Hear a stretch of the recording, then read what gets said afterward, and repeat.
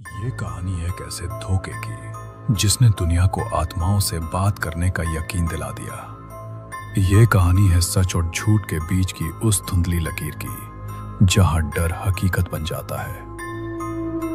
साल 1848 न्यूयॉर्क का एक छोटा सा गांव हाइट्सविल। फॉक्स परिवार अभी अभी एक नए घर में रहने आया था। बाहर से ये एक साधारण सा लकड़ी का घर था, लेकिन इसकी दीवारों के पीछे एक गहरा राज दफन था जो जल्द ही बाहर आने वाला था। सर्द रातें लंबी होती थी और इन्हीं रातों में घर के अंदर अजीबोगरीब आवाजें गूंजने लगी। कभी लगता जैसे कोई फर्नीचर घसीट रहा हो, तो कभी लगता जैसे कोई दीवारों के अंदर से दस्तक दे रहा हो।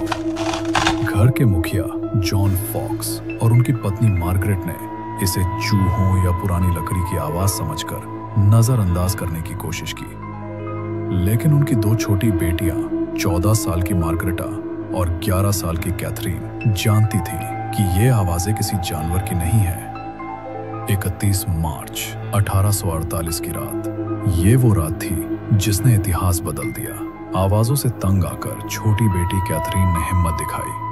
उसने अंधेरे में ताली बजाते हुए चुनौती दी, मिस्टर स्प्लिटफुट, जो भी हो वो करो जो मैं करती हूं। और कमरे में सन्नाटे को चीरते हुए उतनी ही तालियों की आवाज आई। फिर मार्गरेटा ने 4 बार उंगलियां चटकाई और ठीक 4 बार ठक ठक की आवाज ने जवाब दिया। उस रात उन लड़कियों ने दावा किया कि उन्होंने किसी ऐसी शक्ति से बात करने का तरीका खोज लिया है जो इंसानी आंखों से परे थी। जल्द ही उन्होंने एक कोड बना लिया। 1 दस्तक का मतलब हाँ, 2 का मतलब नहीं। सवालों का सिलसिला शुरू हुआ और दीवारों के पीछे से जवाब आने लगे। उस अदृश्य शक्ति ने बताया कि वो एक फेरी वाले चार्ल्स बी रोसना की आत्मा है, जिसे 5 साल पहले इसी घर में बेरहमी से कत्ल करके तहखाने में दफना दिया गया था। ये खबर जंगल की आग की तरह पूरे गांव में फैल गई। लोग डर और जिज्ञासा के साथ फॉक्स परिवार के घर पर इकट्ठा होने लगे। उनकी बड़ी बहन लिया फॉक्स ने इस घटना में एक मौका देखा।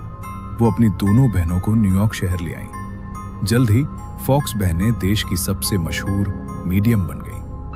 वो बड़े बड़े शो करती जहां हजारों लोग अपने मरे हुए प्रियजनों से बात करने की उम्मीद लेकर आते।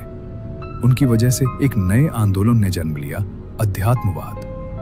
लोगों को यकीन हो गया था कि जिंदा और मुर्दा लोगों के बीच बात हो सकती है। 40 साल गुजर गए। फॉक्स बहनें शोहरत और पैसे में खेलती रहीं, लेकिन इस शोहरत के पीछे का सच उन्हें अंदर ही अंदर खाए जा रहा था। फिर 1888 में मार्गरेटा फॉक्स ने न्यूयॉर्क के एक खचाखच भरे हॉल में मंच पर आकर एक ऐसा राज खोला जिसने पूरी दुनिया को हिलाकर रख दिया। उसने कबूल किया कि ये सब एक धोखा था। मार्गरेटा ने बताया कि वो और उसकी बहन अपने पैरों की उंगलियों और टखनों के जोड़ों को चटका कर वो ठकठकी आवाजें निकालती थीं। ये एक ऐसी कला थी जिसमें उन्होंने बचपन में ही महारत हासिल कर ली थी। एक छोटा सा मजाक, एक खेल, दुनिया का सबसे बड़ा आध्यात्मिक आंदोलन बन गया था। जो आवाजें लोग आत्माओं की समझ रहे थे, वो सिर्फ 2 बच्चियों की शरारत थी। इस कबूलनामे के बाद फॉक्स बहनों की दुनिया उजड़ गई।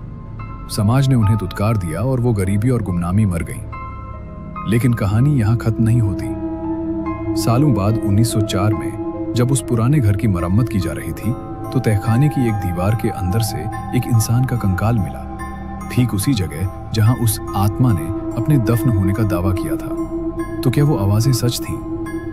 क्या फॉक्स बहनों ने वाकई किसी आत्मा से बात की थी और बाद में शोहरत के लिए झूठ का सहारा लिया? या फिर कंकाल का मिलना महज एक खौफनाक इत्तेफाक था?